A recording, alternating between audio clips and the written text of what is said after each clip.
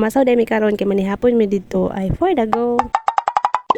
Hi everyone! Another day, another adlaw. So mong lakaw mi karon moban ko sa ilaha kay managkot sila kay death anniversary sa mama sa ako ang Superman. Medyo hapon na gid siya ng mga 5 na siguro ni siya. Nya niabot mi ani sa minteryo mga 6 na gid siya kapin. So nahapon nang gid upag anhi diri kay wala lagi maka-drive sa sakyanan kay si ate duty man tapos si Superman duty sad tapos si ang ihapong papa is napoy giadto. So hapon na gid kay hapon naman sila nang uli. Katunong gid pod nga sayo ang out ni Superman. Uban na lang pod ko ani niya kay mang libre lagi siya og pani hapon. So ang naplanuhan is mani lang po sa Masaw kay diri ama ni hapon. So niabot mi diri sa Masaw 7 na gid kapino pero open pa gid ang sugbahanan. So naa pa gid may mapalitan. Nindot gid man ka og Masaw kay anytime na agi mga pagkaon nga imuhang mapalit. Kanang largo ninyo nga mga sabot kanang kauban nimo mga katrabaho or barkada largo na mo dinhi ama ni hapon kay naa na gid moy mapalitan dinhi na nay sugba na ay makapasabaw pa jud mo. Makapakilaw pa gid mo tapos naa gid po yung rice baligya. So nagpili ra dai sila ate ani og liempo tapos nagpatpud sila og isda kay gipakilaw tapos gipasubaw pod ang katunga. Niyan himi dinhi wala mi dala plato, kutsara, tinidoran, etc. and everything wala mi gidala. Dili na gid mo ma-worry kay naa gid ilahapod diri baligya tanan. So napalit gid pod mi ani og disposable glass, plato, kutsara. Dili na gid ka mahasol pag unsay imong pangdalhon kay naa naman kay mapalitan dinhi. Mga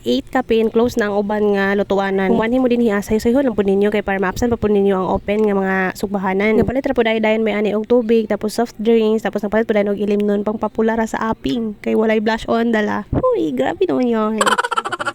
Demure lang sa ni atong tingog karon kay galain ako ang naborn. Huy. Among giabangan diri nga cottage is sa barangay kay barato raman pagabi is 200 pesos ra. So after pila ka minuto is gikuha na pud nila ang foods kinaluto naman tapos mo nami kasmay na dayon tas mga una pud dayon. Lahira gid ang kalami sa pagkaon mga jay basta naa ka sa dapin sa dagat mo kaon. Bisan pag saging kamuti ginamusra na imong gidala jay basta kay naa ka sa dapin sa dagat lami na kaayon. So ayun wala na din ko ka video ani sa pagpangaon kay wala gid ko kadala og tripod. Ndot na gid kay ang masawron mga jay no lahira gid sa una katong diri pa mi na mo yun wala pa nang mga sugba-sugba. Uy, man ganing gid diri sa dagat. Ikaw gyud magdala og foods kay wala kay mapalitan din nga magluto. Unya tag sarap pod gyud ang mag-overnight din sa una. Biin na gani wa nami ngaw na siya. So nakapuyo pod ay mi diri sa Masaw mga Zaino murag 1 year kapin mga ana tapos naka-eskwela sad ko din hiya elementary grade 3 ko ato nga time. That time no dili pa gid ingon ani ka bibo. Karon daghan na kaayo maglaag kay duol ra gid baya pod siya sa syudad. Tapos pag manhi ka din hiya is naa na pa gid kay nanay magluto-luto ba. Pahangin-hangin na ba while eating. So mao to nagabinan gid mi pag-uli no mga alas 9 naman mi kapin ato nagikan sa Masaw. So, diri na gid ko kutob sa karon. Goodbye everyone. Thank you for watching.